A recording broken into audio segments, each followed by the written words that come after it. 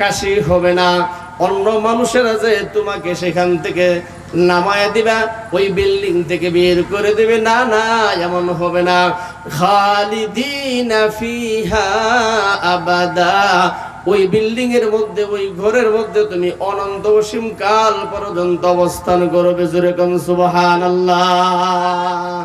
আল্লাহ রাব্বুল আলামিন বলেন যালিকাল ফাউজুল আযীম, এটাই হলো তোমাদের সবচেয়ে বড় সফলতা।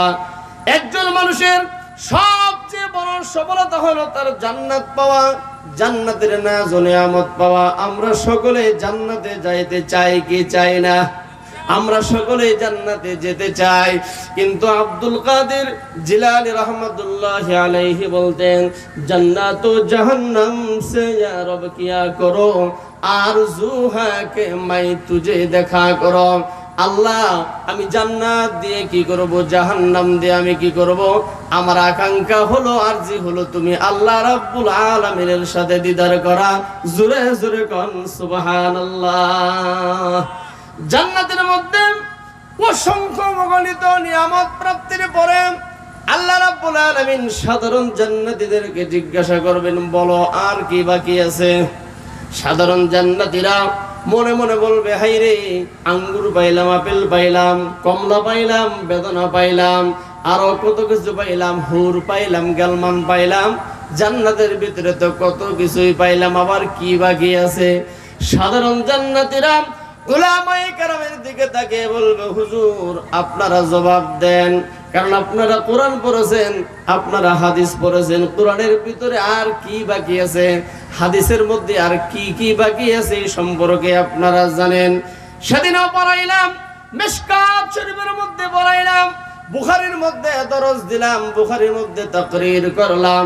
বুখারীর মধ্যে লেখা, প্রিয় নবী মুহাম্মদুর রাসূলুল্লাহ সাল্লাল্লাহু আলাইহি ওয়াসাল্লাম বলেছেন, ও আমার উম্মতেরা শুনো, আমি মেরাজের রজনীতে জান্নাতের যত নাজ ও নিয়ামতগুলি দেখছি, তার মধ্যে 100 ভাগের 1 ভাগ তোমাদের সাথে বর্ণনা করেছি, আর বাকি 99 ভাগ আমি তোমাদের কাছে বর্ণনা করতে পারি নাই। জোরে কোন সুবহানাল্লাহ।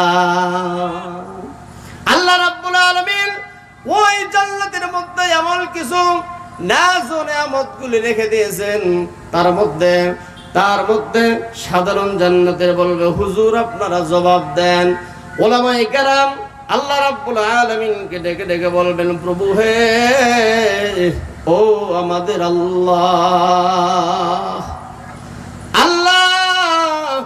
শীতের রজনীতে ঠান্ডা পানি দিয়ে ওযু করেছি, তোমার কুদরতে পায়ে সেজদা দিয়েছি, এই আঙ্গুর খাওয়ার জন্য নাই। যেরকম ঠিক কিনা?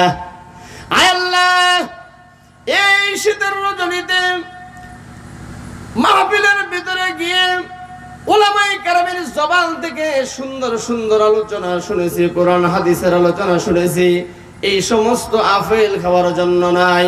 দুনিয়ার জমিনে কষ্ট করে ইবাদত করেছি, বندگی করেছি, এই সমস্ত হুর গেলমানের জন্য নয়। কেননা হুর গেলমান তো দুনিয়ার জমিনেও ছিল, ওই সমস্ত হুরদের পিছনে আমরা দৌড়াই নাই, ওই সমস্ত গেলমানদের পিছনে আমরা দৌড়াই নাই। আমরা তুমি আল্লাহ রাব্বুল আলামিনের ইবাদত করেছি, বندگی করেছি একমাত্র তোমার দিদার দেওয়ার, তোমার দিদার করার জন্য। জোরে জোরে কোন সুবহানাল্লাহ। আল্লাহ রাব্বুল আলামিন তখন বলবেন, রে জান্নাতীরা, দারুস সালাম নামক একটি জান্নাত আছে, ওই জান্নাতের ভিতরে তোমরা সকলে প্রবেশ করো। সমস্ত মানুষ জান্নাতীরা জান্নাতের ভিতরে যখন প্রবেশ করবে, আল্লাহ রাব্বুল আলামিন এমন একটা সুন্দর পরিবেশের ভিতরে আয়েশা সর্বপ্রথম তার বান্দাদেরকে আসসালামু আলাইকুম বলবে। বলেন সুবহানাল্লাহ। আল্লাহ রাব্বুল আলামিন তার বান্দাদেরকে সালাম দিবেন, সালাম বিনিময় করবেন। এটা আমি বানিয়ে বললাম না, কুরআনুল কারীমের মধ্যে আল্লাহ রাব্বুল আলামিন বলছেন, তাহিয়াতুহুম ইয়াউমা ইয়ালকাউনাহু সালাম ওয়া আ'আদ্দা লাহুম আজরান কারীমা। আমি যেদিন তাদেরকে আমি পবিত্র করব, আর তাদের সাথে যেদিন আমি মুলাকাত করব, সেদিন আমি যেদিন তাদের সাথে আমি সাক্ষাৎ করব সেদিন আমি তাদেরকে আসসালামু আলাইকুম বলবো। মহান আল্লাহ রাব্বুল আলামিন, আল্লাহ রাব্বুল আলামিন তার বান্দাদেরকে সালাম দেওয়ার পরে বান্দাদের যে কেমন মজা হবে, বান্দাদের অন্তর যে কেমন প্রশান্তি লাগবে, একমাত্র জান্নাতি ছাড়া আর দুনিয়ার কেউ বুঝতে পারবে না। জোরে কোন ঠিক কিনা? আল্লাহ রাব্বুল আলামিন সালাম দিলেন, তার বান্দাদের কি হালত হবে, কি অবস্থা হবে, কিরকম শান্তি পাবে, কিরকম তৃপ্তি পাবে।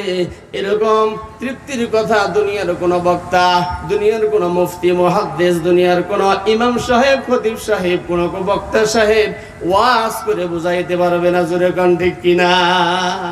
সেদিন আল্লাহ তাআলার সালাম পাওয়ার পরে যে একটা তৃপ্তি আসবে, একমাত্র জান্নাতীরা সে তৃপ্তিটা অনুভব করবে।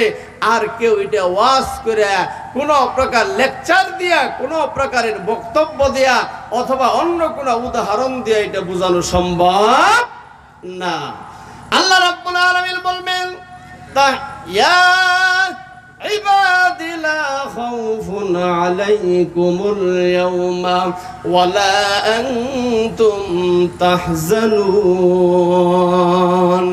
হে আমার বান্দারা, ইয়া ইবাদি লা খাউফুন আলাইকুম, আজকে তোমাদের কোনো ভয় নাই, আজকে তোমাদের কোনো চিন্তা নাই, পেরেশানি নাই। দুনিয়ার জমিনে থাকতে তোমরা যে ভয় পেয়েছ, সেই ভয় আজকে তোমাদের দূরীভূত করে দিলাম। তোমাদের যে চিন্তা ছিল, টেনশন ছিল, পেরেশানি ছিল, আজকে আমি আল্লাহ রাব্বুল আলামিন তোমাদেরকে জান্নাত দিয়ে তোমাদের সকল প্রকারের টেনশন আর পেরেশানি আমি আল্লাহ দূর করে দিলাম। বলেন সুবহানাল্লাহ। এজন্য আসুন, আল্লাহ রাব্বুল আলামিন যখন সালাম দিবেন, সমস্ত জান্নাতীরা উম্মাদের মতো পাগল পারা হয়ে যাবে।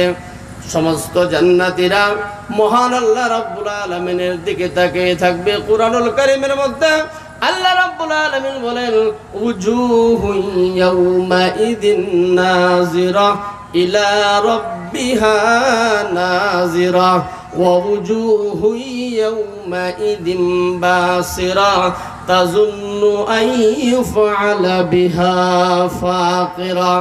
আল্লাহ রাব্বুল আলামিন আমরা সকলেই দেখতে চাই কি চাই না? যদি আমরা দেখতে চাই, আল্লাহ তাআলার সাথে যদি আমরা মুলাকাত করতে চাই, সাক্ষাৎ যদি করতে চাই, আমাদের দুইটা কাজ করতে হবে। আল্লাহ রাব্বুল আলামিন কুরআনুল কারীমের মধ্যে বলেন, কুল ইন্নামা আনা বাশারুম মিসলুকুম ইউহা ইলাইয়া আন্নামা ইলাহুকুম ইলাহু ওয়াহিদ। আল্লাহ তাআলা পরবর্তী অংশে বলেন, ফামান কানা ইয়ারজু লিকা রাব্বিহি ফালইআমাল আমালান সালিহা। আমার বান্দাদের মধ্য থেকে যে সমস্ত বান্দারা আমি আল্লাহ রাব্বুল আলামিনের সাথে মুলাকাত করতে চাই, সাক্ষাৎ করতে চাই, আমি আল্লাহ রাব্বুল আলামিনের দিদার করতে চাই, সে যেন নেক আমল করে। জোরে কোন কি আমল? সে যেন নেক আমল করে। একটা আমল করতে হবে, আরেকটা আমল ছাড়তে হবে। আল্লাহ রাব্বুল আলামিন বলেন, ওয়ালা ইউশরিক বিইবাদাতি রাব্বিহি আহাদা। আর আমি আল্লাহ তাআলার সাথে কাউকে সে শরীক করবে না, আল্লাহর সাথে কেউ শরীক করবে না এবং নেক আমল করবে। শরীক করা ব্যতি রেখে, শরীক করা বাদ দিয়ে, আল্লাহ তাআলার সাথে অংশীদারিত্ব সাব্যস্ত করা বাদ দিয়ে সে যদি নেক আমল করে, নেক আমল করে যদি আমি আল্লাহ তাআলার কাছ পর্যন্ত আসতে পারে, আল্লাহ রাব্বুল আলামিন অপর আয়াতের মধ্যে বলেন, ইন্নাল্লাযীনা আমানু ওয়া আমিলুস সালিহাতি কানাত লাহুম জান্নাতুল ফিরদাউসি নুজুলা। নিশ্চয় যারা ঈমানদার, যারা ঈমানের বলে বলিয়ান, যারা তোমরা ঈমান আনয়ন করেছো, ওয়া আমিলুস সালিহাত, এবং নেক কাজ করবে, ঈমান আনবে, ঈমানের সাথে সাথে নেক কাজ করবে। আল্লাহ রাব্বুল আলামিন বলেন, কানাত লাহুম জান্নাতুল ফিরদাউসি নুজুলা। আমি আল্লাহ রাব্বুল আলামিন ওই সমস্ত বান্দিদেরকে জান্নাতের মেহমান বানায় দিব। বলেন সুবহানাল্লাহ। এখানে মেহমানের কথা বলা হইল কেন? মেহমান কেন বলা হইল? মেহমান ছাড়া অন্য শব্দ এখানে বলতে পারতেন। তাফসীরে মাজাহারি, তাফসীরে ইবনে কাসির, তাফসীরে ফি জিলালিল কুরআন, তাফসীর রুহুল মাআনি, তাফসীর বয়ানি, তাফসীর হক্কানি, বিভিন্ন তাফসীরের কিতাবের মধ্যে এই আয়াতের কথা উল্লেখ করা হয়েছে যে মেহমান কেন বলা হয়েছে। বলে মেহমানের বাড়িতে গেলে খাবার, মেজবানির বাড়িতে গেলে খাবার ভালো, কিন্তু কোনো কাম কাজ নাই, যেরকম ঠিক কিনা? আপনি যদি বেওয়াই বাড়িতে যান, বেওয়াই বাড়িতে সারাদিন ঘুরবেন ফিরবেন, খাবারের বেলায় অনেক আইটেম, অনেক ভালো ভালো খাবার, নাকি আপনাদের এলাকায় বেওয়াইরে দিয়ে হাল বাওয়াইন, এরকম নাকি? আপনারা হাল বাওয়াইন, মাটি কাটেন আপনারা, তাহলে কি করান? এগুলো কিছু করান? বলে বেওয়াই যখন বেওয়াইয়ের বাড়িতে আসে, সারাদিন কোনো কাম নাই, কাজ নাই, বেওয়ার একটা যোগ্যতা আছে, ওই যোগ্যতার বলে বেওয়াই আজকে বেওয়াইয়ের বাড়িতে আসছে। এই জন্যে সারাদিন বেওয়াই ঘুরবে ফিরবে, আর সন্ধ্যা বিকাল বেলা রাত্রিবেলা সে আইসে ভালো ভালো খাবার খাবে, যেরকম ঠিক কিনা? রাতের বেলা বেওয়াই খাইতে বসেছে, দুধ দিছে, এক বাড়ি ভাত দিছে, কলা দিছে, এখন চিনি আনতে ঘরের ভিতরে চিনি নাই।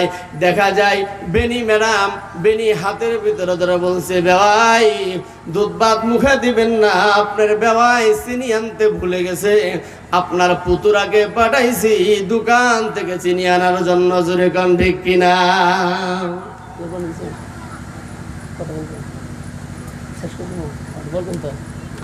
তাহলে কি বেওয়ার যোগ্যতা কি? বেওয়ার যোগ্যতা হলো যে তিনি কষ্ট করে মাথার গাম পায়ে ফেলে তিনি তার সন্তানটাকে যোগ্য করে তুলেছেন, সন্তানটাকে যোগ্য করে তুলে এই বাড়ির একটা জামাই হিসেবে উপহার দিয়েছেন। আজকে তিনার সন্তানটা যোগ্য করে গড়ে তোলার কারণে আজকে বেওয়ার এত সম্মান আর ইজ্জত হয়েছে।